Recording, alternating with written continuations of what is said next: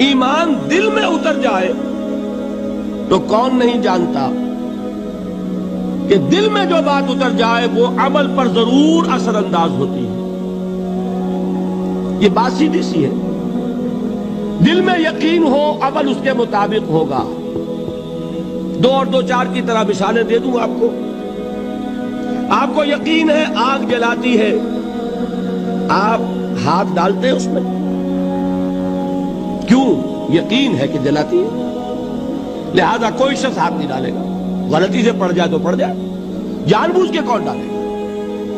اچھا، میں بلکہ یہاں تک کہا کرتا ہوں کہ یقین تو بڑی دور کی شے ہے. گمان بھی ہو، گمان، اس کا نتیجہ بھی عمل میں نکل آتا. کون شخص نہیں جانتا کہ سارے سانپ زہریلے نہیں ہوتے؟ معلوم ہے نا. لیکن جو سانپ ہے پتہ نہیں کم بخت یہ زہریلا ہو، ہے کہ نہیں؟ یقین نہیں ہے کہ یہ زہریلا ہے.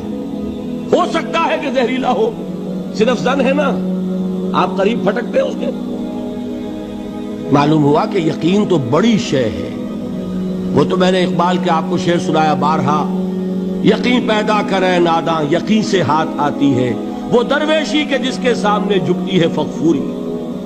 یہ اولیاء اللہ کون تھے؟ صاحب یقین ہی تو تھے. اور کون تھے؟ جن کے سامنے بادشاہ جھکتے تھے. شیخ عبد القدوس گنگوہی رحمت اللہ علیہ کس زمانے میں تھے؟ یہ ابراہیم لودھی اور اکبر کا زمانہ، بابر کا زمانہ، جب جنگ ہوئی ان کے مابین.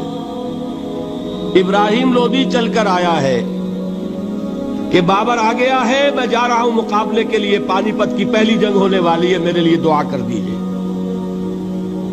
فرماتے ہیں ذرا ہٹ جاؤ، ہماری دھوپ چھوڑ دو. دعا نہیں کی اور وہ شکست اس نے کھائی، مارا گیا.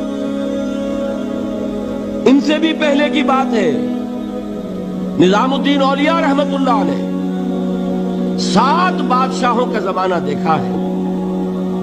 کسی بادشاہ سے ملنے کا تو خیر سوال ہی نہیں، اس کے پاس جانے کا سوال نہیں، کسی کو اجازت نہیں دی حاضر ہونے کی.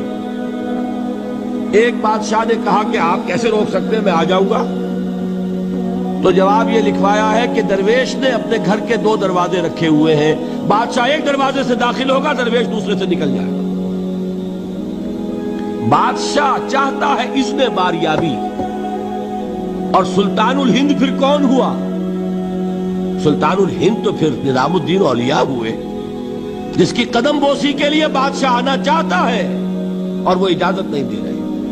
اس لیے ان کا نام ہے سلطان الہند، حضرت نظام الدین اولیاء رحمت اللہ علیہ. تو یہ جان لیجئے.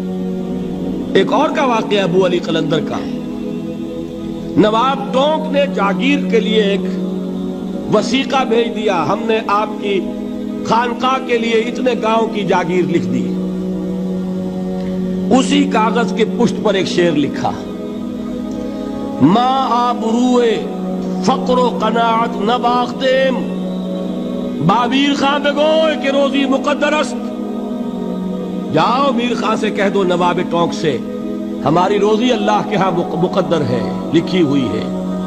ہم تمہارے ہاتھ اپنے فقر اور درویشی کی عزت بیچنا نہیں چاہتے. لے جاؤ اپنا وثیقہ. کون تھے یہ؟ صاحب یقین. یقین پیدا کرے ناداں، یقین سے ہاتھ آتی ہے وہ درویشی کہ جس کے سامنے جھکتی ہے فغفوری. شہنشاہ ہند اذن باریابی چاہے اجازت نہ ملے. وہ یقین کی بات ہے. آپ سوچئے یقین پیدا ہو جائے تو کیا ہوگا. اس کی ایک شکل تو میں کل آپ کو دکھا چکا. توکل ہوگا، راضی برضا ہوں گے، خوف نہیں ہوگا، حزن نہیں ہوگا. ڈر کاہے کا؟ میرا محافظ میرا رب. اچھا، اس نے ہی کوئی چیز میرے لیے لکھ دی ہے تو کون محافظ ہو سکتا ہے؟ اور اللہ سے بچانے والا کوئی ہے؟ اور ہم اللہ کی طرف سے مقرر کردہ کسی چیز سے بھاگیں گے کیا؟ وہ تو ہمارا محبوب ہے. محبوب کی رضا اسی میں ہے. حاضر ہیں ہم. نہ شبد نصیب دشمن کے شبد ہلاکے تیغت، سری دوستاں سلامت کے تو خنجر.